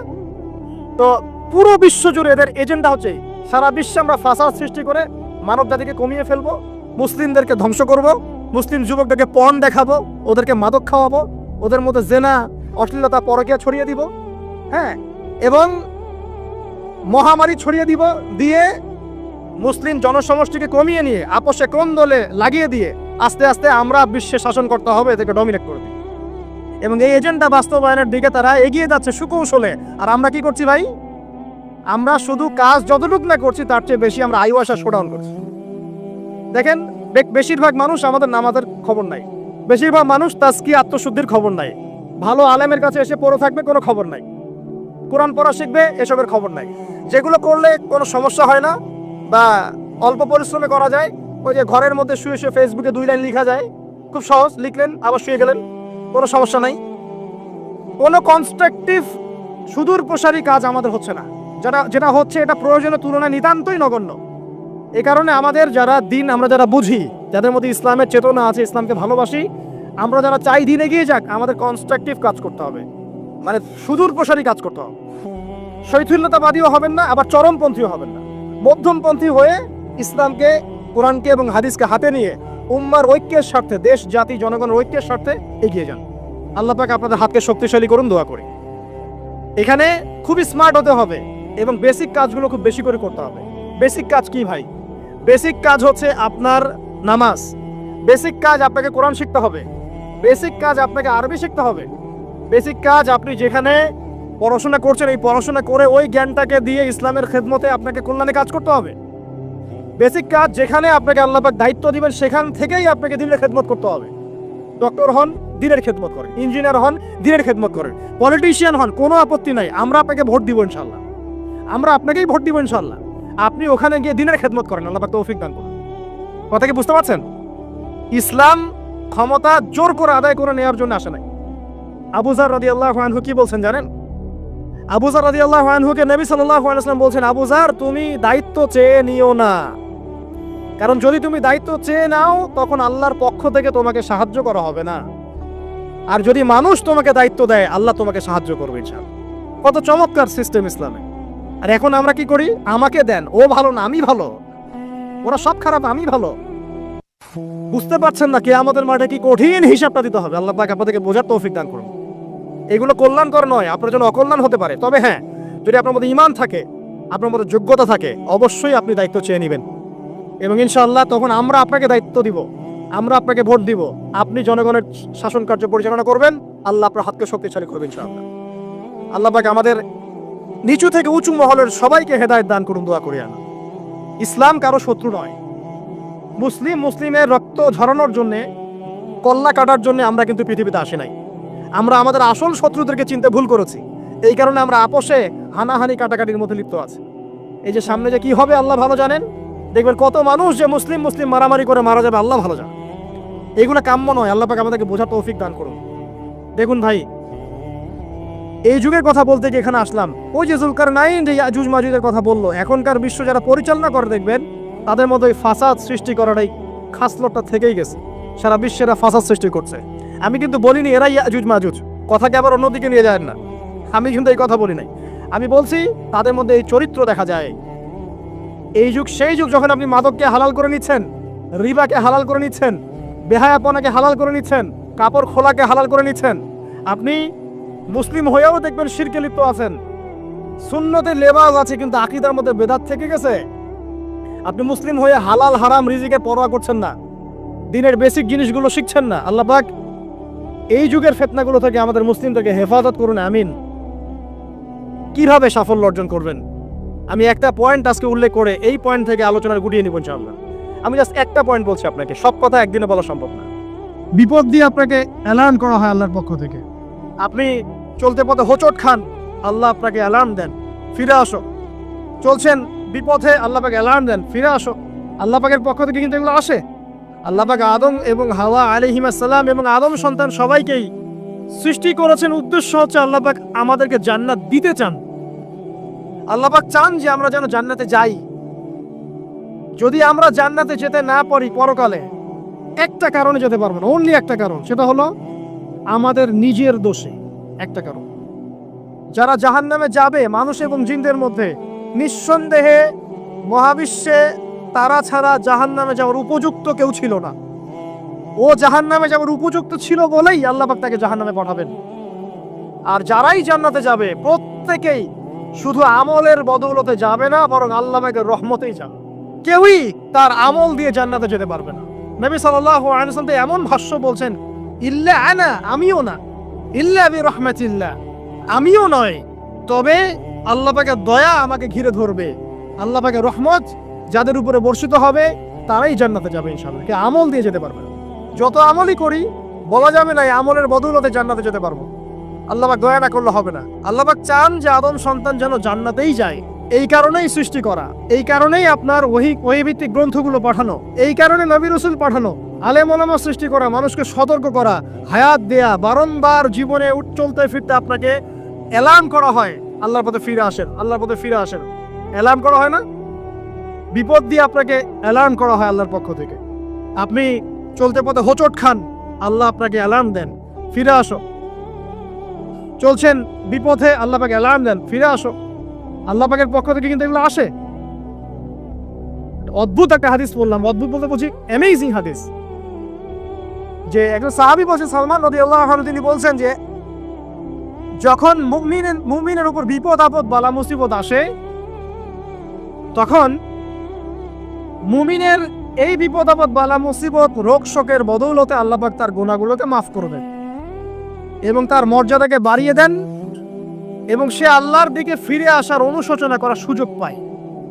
আর যখন কাফের মুশরিক বা ফাসিক মানুষকে এইসব রোগ ব্যাধি বিপদ আপদ বালা মুসিবত ঘিরে ধরে, তার দৃষ্টান্ত সেই উটের ন্যায় যে উটটাকে তার মালিক বেঁধে রেখেছে, এরপর ছেড়ে দিয়েছে। সে উটটা বুঝতেও পারলো না কেন তার মালিক তাকে বেঁধে রাখলো আর কেনই বা তাকে ছেড়ে দিল। কথাটা কি বুঝতে পারছেন? যারা আল্লাহ দ্রোহী, তাদের উপর যখন বিপদ আপদ বালা মুসিবত আসতে থাকে, তারা বুঝে না যে কি জন্য আসলো আর কেন চলে গেল। কিন্তু মুমিন ব্যক্তি যারা মুসলিম, আল্লাহর অনুগত, তাদের বিষয়টা হচ্ছে এমন বিপদ আপদ বালা মুসিবত রোগ ব্যাধি তাদেরকে আল্লাহর দিকে ফিরিয়ে নিয়ে আসবেন। দেখুন এই যে পৃথিবীতে নামিয়ে দেয়া, এরপর আল্লাহর পক্ষ থেকে ঐশী গ্রন্থগুলো পাঠানো, নবী রসুল পাঠানো, আলেম ওলামা পাঠানো, আপনাকে হায়াত দেয়া, আপনাকে রিজিক দেয়া, এই শ্বাস নেওয়ার ক্ষমতা দেয়া, আপনাকে জ্ঞান বুদ্ধি দেয়া, বিবেক দেয়া, 3 বেলার খাবার, পোশাক, স্ত্রী সন্তান, কি দেয়নি আল্লাহ রাব্বুল আলামিন। এই যে সমস্ত নিয়ামতগুলো দেয়া, এগুলোর একটা উদ্দেশ্য, আপনি আমি যেন এটাকে উপলব্ধি করি যেগুলো আল্লাহর পক্ষ থেকে আসছে এবং আল্লাহর দিকে আমরা অভিমুখী হই, এছাড়া কোনো উদ্দেশ্য নেই। সামনে যান, নূহ আলাইহিস সালাম, একদিন 2 দিনেই কি আল্লাহ পাক তার কওমকে ধ্বংস করে দিয়েছেন? 950টা বছর আল্লাহ রাব্বুল আলামিন সময় দিয়েছেন কওমকে, আল্লাহর দিকে ফিরে আসো, আল্লাহর দিকে ফিরে আসো। নবী দাওয়াত দিয়েছেন প্রায় 950 বছর, যখন তারা ফিরে আসে নাই, তারপরে আল্লাহ রাব্বুল আলামিন গজব দিয়ে ধ্বংস করেছে। কারণ আমি বলেছি একটা কথা, আল্লাহ পাক শুধু রহমানুর রহিমই নন, বরং তিনি কিন্তু কঠোর শাস্তিদাতা, শদীদুল ইকাবও বটে। সামনে আরো যান, ইব্রাহিম আলাইহিস সালাম, একা একটা মানুষ নমরুদের সাথে ফাইট করছেন, আগুনে ফেলেই দিল, সে আগুনকে আল্লাহ পাক ঠান্ডা করে ফেললেন। এটা কি আল্লাহ পাকের দয়া নয়? তার সন্তান ইসমাইলের কুরবানিটা দেখেন, আল্লাহ পাক বলেছেন কুরবানি করো, তিনি ডানে বামে প্রশ্ন করেন নাই। আমরা হলে প্রশ্ন করতাম, কেন করব? শিশু সন্তান, নিষ্পাপ, এটার কোনো যুক্তি আছে কিনা, লজিক আছে কিনা? তিনি কোনো লজিক দেখতে যাননি, আল্লাহ পাক বলেছেন করেছেন। আল্লাহ রাব্বুল আলামিন তার এই ঘটনাটাকে তো সম্মানিত করলেনই, কিয়ামত পর্যন্ত কিন্তু এই ঘটনা মানুষ স্মরণ করবে। দয়া দেখেন, তার সন্তানের খাবার নাই, পানিও নাই, অলৌকিকভাবে আল্লাহ রাব্বুল আলামিন জামজাম কূপ সৃষ্টি করলেন, কিয়ামত পর্যন্ত থাকবে ইনশাআল্লাহ। দয়া নাই? এই কূপটা দেখলেই তো মুসলিম হওয়া যায়, এই জামজাম কূপটা দেখলেই তো মুসলিম হয়ে যাওয়া উচিত মানুষের। কোত্থেকে আসলো এই কূপ? এই পানির এত বৈশিষ্ট্য কেন? কখনো শেষ হচ্ছে না কেন? এটা নিয়ে ভাবলেই তো মুসলিম হওয়া যায়। হবে না, কারণ কি? আবা ওয়াস্তাকবার, উদ্ধত হয়েছে, অহংকার প্রদর্শন করছে। অহংকার মানে এই নয় যে আপনি সুন্দর জামা পরছেন, আপনি সুন্দর কাপড় পরছেন, আপনি ভালো একটা বাড়ি করেছেন, এটা অহংকারের পরিচয় নয়। বরং অহংকারের পরিচয় হচ্ছে বাতারুল হাক্কি ওয়া গামতুন নাস, সত্য জিনিস যেটা স্পষ্ট এটাকে অস্বীকার করা, আর অন্য মানুষকে ছোট করা, তুচ্ছ তাচ্ছিল্য করা, এই হলো অহংকারের পরিচয়। ইউনুস নবীর কথা মনে আছে আপনাদের? ওই যে মাছের পেটের মধ্যে 3 দিন 3 রাত ঘুরছে আর ঘুরছে, একজন নবী হয়ে তাকে এই অবস্থা ফেস করতে হচ্ছে। এক পর্যায়ে তিনি বুঝতে পারছেন যে আমার কিছু একটা তো ভুল হয়েছে। আল্লাহর কাছে হাত তুলে দোয়া করলেন, লা ইলাহা ইল্লা আনতা সুবহানাকা ইন্নী কুনতু মিনাজ জালিমিন। দোয়ার পড়ার সাথে সাথে আল্লাহ পাক বললেন, যাও, মাছ তুমি রেখে চলে আসো। এটা কি দয়ার নিদর্শন নয়? শুধু তাই নয়, তাকে যখন দ্বীপে নামিয়ে দেওয়া হয়, তিনি অসুস্থ ছিলেন। আল্লাহ পাক সূরা সফফাতের মধ্যে বলেছেন যে আমি তার পাশে লাউ গাছ উৎপন্ন করলাম। কোন গাছ? খেতে পারেন, এর শাক এবং এই যে ফল, এটার মধ্যে নিঃসন্দেহে এমন এমন কিছু উপাদান আছে যেটা হয়তো আমরা জানিও না, আবিষ্কার করা হয়নি। তিনি সুস্থ হয়ে গেলেন, আলহামদুলিল্লাহ। কোথায় যাবেন? যে কোনো জায়গায় যান, নবী ঈসা আলাইহিস সালামকে চতুর্দিক থেকে আক্রমণ করছে ইহুদিরা। আল্লাহ রাব্বুল আলামিন তাকে এমন হেফাজত করলেন, তার কাছে তাকে উঠিয়ে নিলেন। এটা কি দয়ার পরিচয় নয়? এই যে একটু আগে তেলাওয়াত করলো শুরুর আগে, নবী মূসা আলাইহিস সালামের ঘটনা। বনু ইসরাইল একটার পর একটা অবাধ্যতা করেই গেছে, আল্লাহ পাক তারপরেও তাদের কাছে নবী পাঠিয়েছেন, নবী মূসাকে পাঠিয়েছেন। ফেরাউনের মতো জালেম শাসকের হাত থেকে বনু ইসরাইলকে আল্লাহ পাক উদ্ধার করেছেন। এটা কি দয়ার পরিচয় নয়? নবী মূসা আলাইহিস সালাম গাছের নিচে বসে আছেন, খাবার নাই, বাসস্থান নাই, কিছু নাই, বরং তার গায়ে একটা অপবাদ দেওয়া হয়েছে যে তিনি নাকি একজন মানুষকে খুন করেছেন, অথচ তার ইন্টেনশন সেটা ছিল না। তিনি একটা ঘুষি দিয়েছেন লড়াই থামানোর জন্য, ওই এক ঘুষিতেই সেই ব্যক্তি ডেড। এবার তিনি গাছের নিচে বসে দোয়া করছেন, রব্বি ইন্নী লিমা আনজালতা ইলাইয়া মিন খায়রিল ফাকির। আল্লাহ, আমি নিঃস্ব অসহায় হয়ে এখানে বসে আছি, তুমি আমার উপর তোমার যে রহমত পাঠাবে আমি তার ভিখারি হয়ে বসে আছি। দোয়া করার সাথে সাথেই শুআয়ব আলাইহিস সালামের মেয়ে হেঁটে হেঁটে চলে আসলেন। তিনি স্ত্রী পেলেন, তিনি শ্বশুর পেলেন, একজন নবী পরিবার পেলেন, বাসস্থান পেলেন, চাকরি পর্যন্ত পেলেন। 8 বছর তিনি রাখালি করেছেন শুআয়ব আলাইহিস সালামের ফার্মের মধ্যে। দয়া মুহূর্তেই চলে আসবে, শুধু আল্লাহর দিকে অভিমুখী হলেই হয়, এগুলো দয়া। ইলমের উপরে কিচ্ছু নাই। এই ইলমটা আল্লাহ পাক কাকে শিক্ষা দিয়েছেন? আদম আলাইহিস সালামকে। আমরা তো শিখেছি সমাজবিজ্ঞান বইগুলোতে যে আমাদের পূর্বপুরুষরা নাকি গুহায় থাকতো আর গাছের ছাল পাতা খেয়ে থাকতো, তাই না? লতা পাতা খেয়ে থাকতো, গাছের ছাল পাতা খেয়ে থাকতো, পোশাক পরতো আর কি। বোগাস, ডাহা, মিথ্যা কথা। আল্লাহ রাব্বুল আলামিন সূরা বাকারা এবং সূরা আরাফ পড়ে দেখেন, আল্লাহ পাক বলছেন যে আদম আলাইহিস সালামকে আল্লাহ পাক সমস্ত নাম জ্ঞান শিক্ষা দিয়েছেন। মহাবিশ্বের যে প্রয়োজনীয় জ্ঞানগুলো আছে সেগুলো আল্লাহ পাক আদমকে শিখিয়েছেন আলাইহিস সালাম। ওয়াল্লামা আদামাল আসমাআ কুল্লাহা, আল্লাহ পাক আদমকে সমস্ত নাম শিক্ষা দিয়েছেন। আমাদের পিতা মাতারা মূর্খ ছিলেন না, তারা সৃষ্টি থেকেই জ্ঞানী ছিলেন। আদম আলাইহিস সালামের পারমাণবিক বোম বানানোর কোনো প্রয়োজন ছিল না, ছিল? বানান নাই। আপনার মধ্যে এই জ্ঞানটা আসছে কিভাবে? বাই ডিএনএ আপনি জ্ঞান পাচ্ছেন, কারণ আমরা আদম সন্তান। অনেক জ্ঞান আমাদের ভিতরেই আছে, এগুলো চর্চার মধ্য দিয়ে, গবেষণার মধ্য দিয়ে প্রস্ফুটিত হয় মাত্র। জ্ঞান ভিতরে আছে আমাদের, আমাদের পিতাকে জ্ঞানী করে পাঠানো হয়েছে। এই জ্ঞান শিক্ষা দেওয়াটা হচ্ছে আল্লাহ পাকের সবচেয়ে বড় দয়াগুলোর মধ্যে একটা, রহম করেছে। শুধু তাই নয়, আদম আলাইহিস সালামকে এমন জ্ঞান শিক্ষা দিয়েছেন যে জ্ঞান ফেরেশতারা পর্যন্ত জানতো না। এটা কি দয়া নয়? এটা কি আদম সন্তানের প্রতি ভালোবাসা নয়? তারপরে সেজদা করিয়েছেন। মহাবিশ্বে অন্য কাউকে কি সেজদা করানো হয়েছে? কোরআনে কি এমন কোনো দলিল আছে যে আদম আলাইহিস সালাম ছাড়া অন্য কাউকে সব ফেরেশতারা সেজদা করেছেন? আছে? তাহলে এই যে সম্মান দেয় আল্লাহর পক্ষ থেকে, সম্মান কিসের ভিত্তিতে সম্মান? শারীরিক ক্ষমতার ভিত্তিতে? সম্মানটা কি কারণে? জ্ঞানের কারণে, ইলমের কারণে, জ্ঞানের কারণে সম্মান। এই সম্মান দেওয়াটা কি আল্লাহ পাকের রহমত এবং দয়া নিদর্শন নয়? অতএব সম্মান পেতে হলে, আল্লাহর রহমত পেতে হলে সেই জ্ঞানের চর্চায় আবার ফিরে আসতে হবে। আপনি যদি আজও সেই ওহির জ্ঞানের চর্চা করেন, আল্লাহ পাক এই পৃথিবীবাসীর বুকের মধ্যে আপনার জন্য সম্মান পয়দা করে দিবেন ইনশাআল্লাহ, দেখে দিন। ওই সেই জ্ঞানে যদি আপনি এখনো চর্চা করেন, আজও আপনি সম্মানিত হবেন ইনশাআল্লাহ। ব্যক্তি চর্চা করলে ব্যক্তি সম্মানিত হবে, একটা পরিবার চর্চা করলে ওই পরিবার সম্মানিত হবে, একটা সমাজ যদি চর্চা করে সেই ওহির জ্ঞান, ওই সমাজ সম্মানিত হবে। একটা দেশে যদি আপনি ওই ওহিভিত্তিক জ্ঞান ছড়িয়ে দেন, পুরো দেশকে আল্লাহ পাক সম্মানিত করবে ইনশাআল্লাহ, পুরো জাতিকে সম্মানিত করবে ইনশাআল্লাহ। আরো সামনে যান, এই যে আদম এবং হাওয়া আলাইহিস সালাম গাছের কাছে চলে গেলেন, ফল খেয়ে ফেললেন, কারণ আমরা আদম সন্তান, ভুল করি। আল্লাহ পাকের সাথে সাথেই বহিষ্কার করে দিয়েছেন? না, আল্লাহ পাক তওবা করার জন্য কালিমা শিখিয়ে দিয়েছেন। সুবহানাল্লাহ, তাদের কালিমা জানা ছিল না।